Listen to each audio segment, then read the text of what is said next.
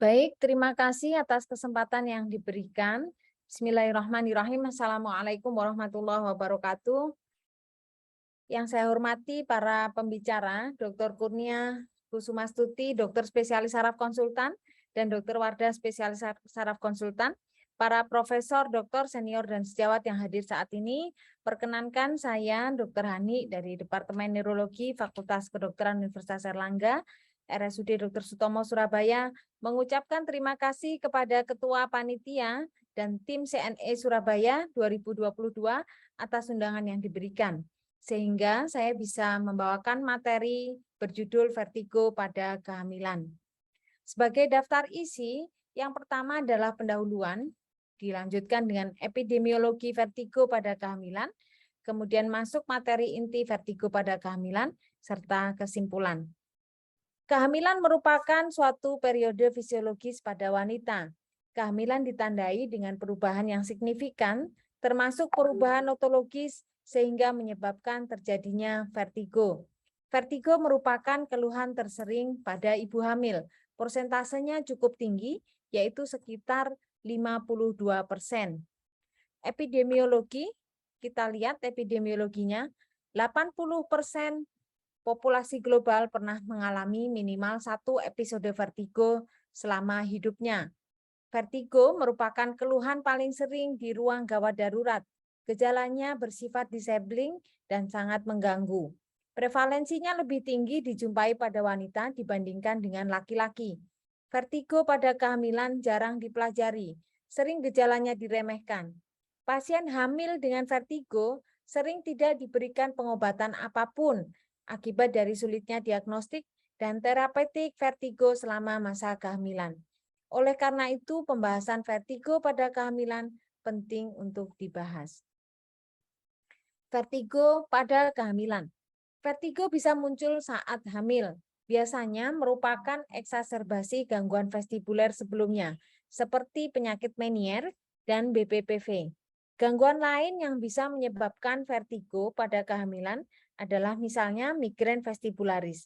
Karena keterbatasan waktu, maka saya membatasi pembahasan vertigo pada kehamilan. Pada materi hari ini hanya mengupas benign paroxysmal positional vertigo. Kita memasuki pembahasan BPPV selama masa kehamilan. Apakah yang disebut dengan BPPV? BPPV didefinisikan sebagai jenis vertigo episodik yang dipicu oleh perubahan posisi dan rotasi gerakan. Disebut benign karena tidak mengancam nyawa. Disebut paroksismal karena onsetnya mendadak. Durasinya singkat, kurang dari 10 sampai 30 detik. Menurut jurnal lain, lamanya adalah sekitar beberapa detik sampai 1 menit dan tidak terjadi secara terus-menerus. Disebut posisional karena dipengaruhi oleh perubahan posisi tubuh atau kepala, seperti posisi miring ke satu sisi saat berbaring, posisi bangkit dari tidur, posisi membungkuk, posisi menegakkan badan kembali, posisi menunduk, atau posisi menengadah. Vertigo merupakan sensasi salah dari gerakan rotasional. Secara epidemiologi, prevalensi BPPV adalah 2,4% dari kehidupan seseorang. Prevalensi ini akan meningkat setiap tahunnya akibat adanya peningkatan usia harapan hidup. Wanita lebih sering mengalami BPPV dibandingkan dengan laki-laki dengan perbandingan 6,8:1. Keterlambatan dalam mendiagnosis dan penanganannya masih sering terjadi, sehingga akan meningkatkan biaya dan menurunkan kualitas hidup pasien dengan BPPV. Anatomi, fisiologi, dan patofisiologi. Terdapat hipotesis yang menerangkan patofisiologi BPPV, yaitu yang pertama adalah hipotesis kupulolitiasis, yang kedua adalah hipotesis kanalitiasis. Pada hipotesis kupulolitiasis, debris yang berisi kalsium karbonat berasal dari fragmen otokonia yang terlepas dari makula utriculus yang mengalami degenerasi. Kemudian akan menempel pada permukaan kupula kanalis semisirkularis. Kebanyakan menempelnya pada kupula kanalis semisirkularis posterior. Mengapa demikian? Karena letaknya kanalis semisirkularis posterior ada di paling bawah. 85-95% kasus BPPV adalah pada kanalis semisirkularis posterior.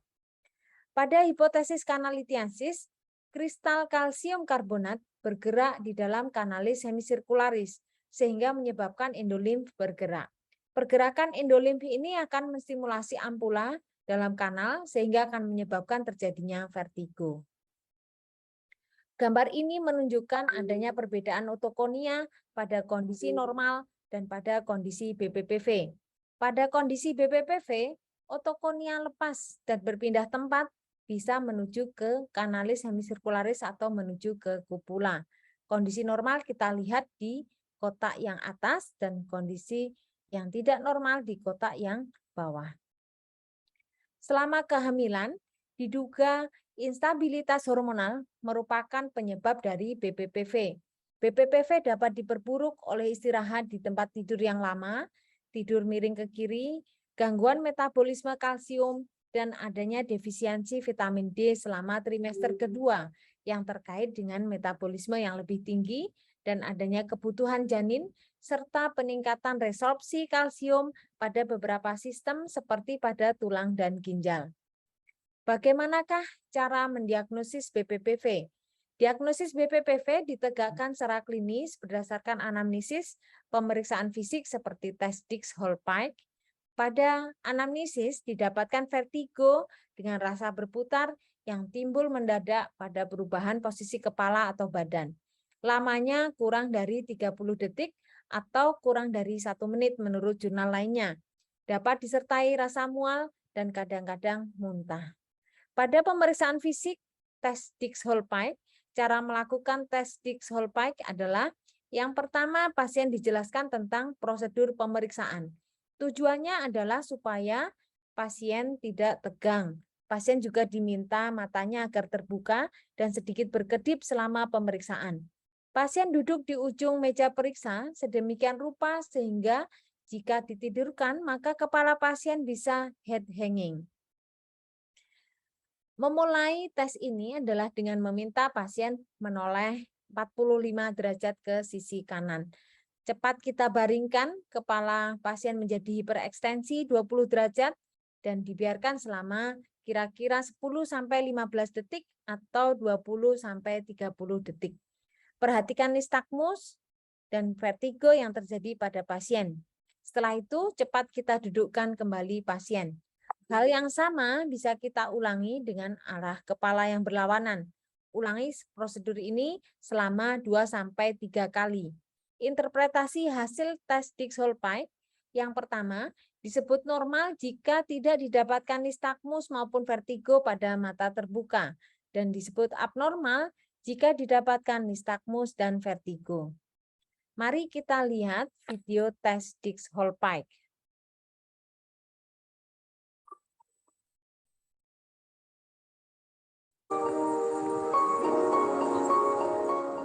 The Dix-Hallpike maneuver is performed whenever BPPV is suspected of causing a patient's dizziness. The head is turned 45 degrees and the body laid back such that the head is extended about 20 to 30 degrees.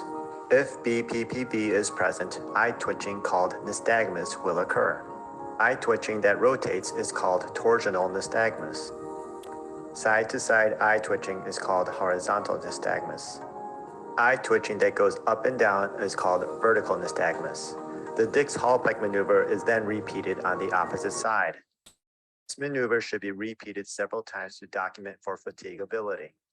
When performing this maneuver, another individual can help. Please note that feeling dizzy but without nystagmus is not considered diagnostic for BPPV. Eye twitching must be present for BPPV to be diagnosed. Rotatory nystagmus indicates posterior canal BPPV for which the Epley maneuver is performed. Lateral nystagmus indicates lateral canal BPPV for which the Lempert maneuver is performed. Vertical nystagmus indicates superior canal BPPV for which the deep head hanging maneuver can be performed.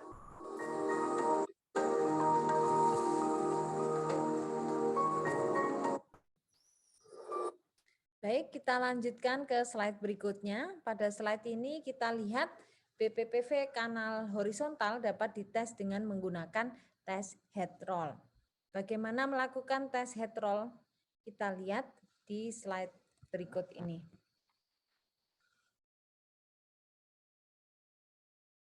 The maneuver we can use to assess for horizontal canal BPPV is called the roll test.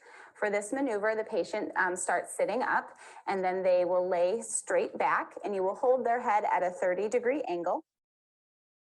First, we'll turn to have them look over the right shoulder, assessing for any nystagmus and eye movements. You would stay here waiting to see eye movements for 30 seconds. And if nystagmus is present, you would wait until the nystagmus fatigues. Then you will move the patient's head to the center and then to the left. Assessing for eye movements here, again, waiting for another 30 seconds. Coming back to the center, and then the patient can sit up.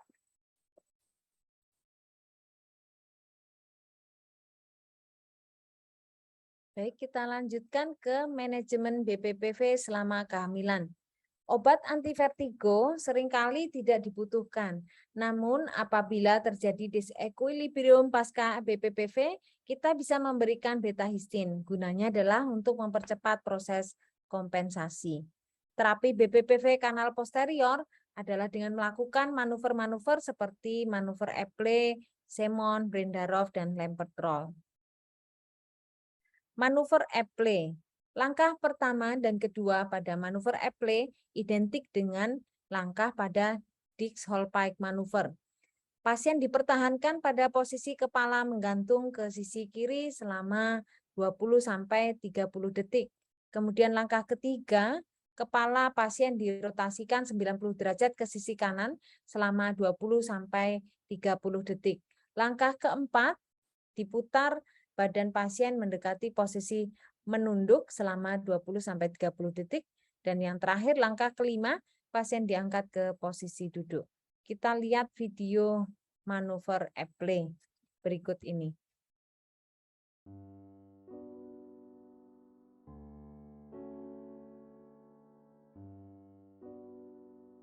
Normally, only with head movement does fluid within the inner ear also move, informing the brain that a head turn occurred. However, should a crystal called an otolith gets displaced into the posterior canal of the inner ear, BPPV dizziness occurs. Fluid movement occurs due to the crystal rather than head turns, causing the brain to think movement has occurred even though none has happened. The Epley maneuver is performed to treat this posterior canal BPPV by trying to get the loose crystal out of the canal. This maneuver is started by turning the head 45 degrees and the body laid back such that the head is extended about 20 to 30 degrees. If BPPV is present, eye twitching called nystagmus will occur. After 30 to 60 seconds, Langkahnya mirip dengan kita melakukan Dix-Hallpike pada langkah pertama dan kedua, kemudian pada langkah ketiga tadi diputar ke 90 derajat ke sisi yang berlawanan, dan saat ini diputar badan pasien mendekati posisi duduk, ini juga 20-30 detik, dan yang terakhir pasien diangkat ke posisi duduk kembali. Ini adalah langkah yang bisa dilakukan saat melakukan posisi Epley manuver. Bisa dilakukan kembali. Langkah pertama dan kedua sama dengan di Dix-Hallpike manuver, dipertahankan head hanging ke salah satu sisi 20-30 detik, dan ini putar 90 derajat ke sisi satunya 20-30 detik. Kemudian badannya diputar mendekati posisi duduk dan dibiarkan 20-30 detik.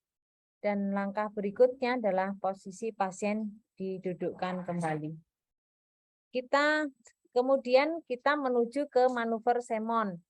Manuver Semon ini langkah pertama, kepala penderita diputar 45 derajat ke sisi kiri, kemudian pasien secara cepat berbaring ke sisi kiri dan dipertahankan selama 30 detik.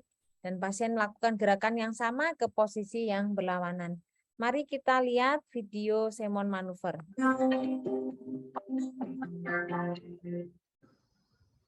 With the patient seated, turn their head 45 degrees to the unaffected side.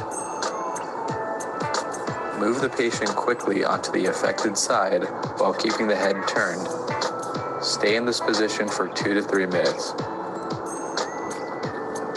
Rapidly move the patient over to the opposite side, maintaining alignment of the head and neck. Nystagmus and vertigo may appear in this position. If not, abruptly shake the patient's head 1 to 2 times to free debris. They will stay on this position for 5 minutes. Afterwards, return the patient to a seated position slowly.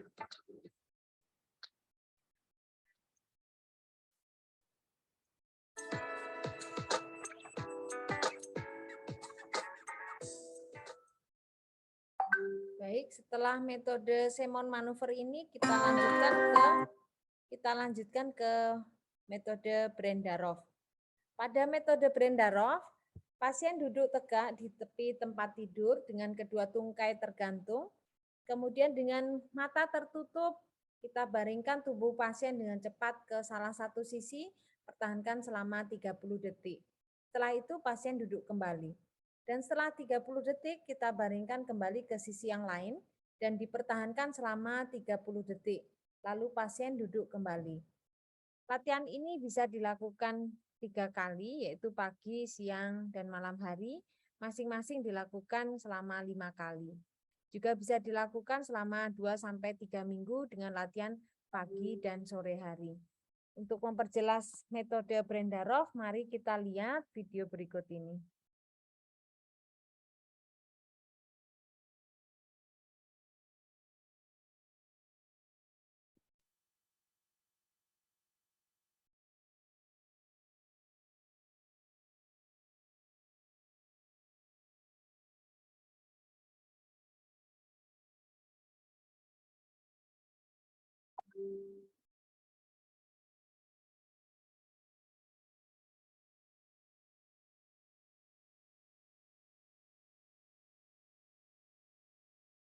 This is Brandt-Darragh habituation exercise. Begin this exercise sitting on the edge of your bed or couch. It is recommended that your feet be able to reach the floor comfortably so you can easily steady yourself when you return to the sitting position. Sit in the middle of your bed so you have enough room to lay down to each side. Turn your head 45 degrees to the right and quickly lay down on your left side. Allow your neck to relax with the back of your head supported by the bed. Wait for dizziness to subside, plus 30 seconds. If you are not dizzy, wait for 30 seconds. Quickly sit back up and wait for 30 seconds. Turn your head 45 degrees to the left and quickly lay down on your right side. Wait for dizziness to subside, plus 30 seconds. If you are not dizzy, wait for 30 seconds. Quickly sit back up and wait for 30 seconds. You have just completed 1 repetition of the Brandt-Darragh habituation exercise. Repeat this sequence 4 more times for a total of 5 repetitions.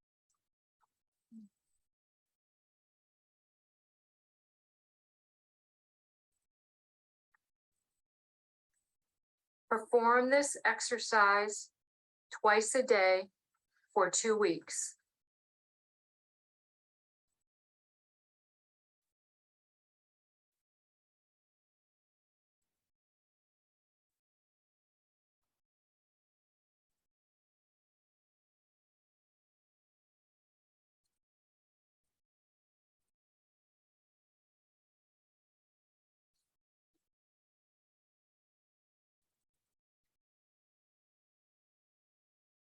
Baik, setelah melihat beberapa manuver untuk terapi BPPV, kita sampai pada kesimpulan. Neurolog harus waspada terhadap wanita hamil dengan keluhan vertigo. Saat ini data yang ada tentang hubungan antara BPPV dan kehamilan masih terbatas. Kadar vitamin D yang rendah mungkin menyebabkan serangan BPPV pada pasien hamil. Bagaimana dengan suplementasi vitamin D pada ibu hamil dengan vertigo? Menurut pedoman American College of Obstetricians and Gynecologists, suplementasi vitamin D hanya direkomendasikan untuk wanita hamil dengan peningkatan risiko, yaitu hanya pada wanita hamil dengan kasus BPPV berulang. Diagnosis BPPV dilakukan dengan tes Dix-Hallpike. Terapi yang bisa dilakukan untuk memberikan terapi BPPV pada ibu hamil antara lain adalah Eple, Brendarov, dan Simon Maneuver. Bagaimana prognosisnya? Prognosisnya baik, namun bisa mengalami rekarensi. Terima kasih, semoga bermanfaat. Sekian, Assalamualaikum warahmatullahi wabarakatuh.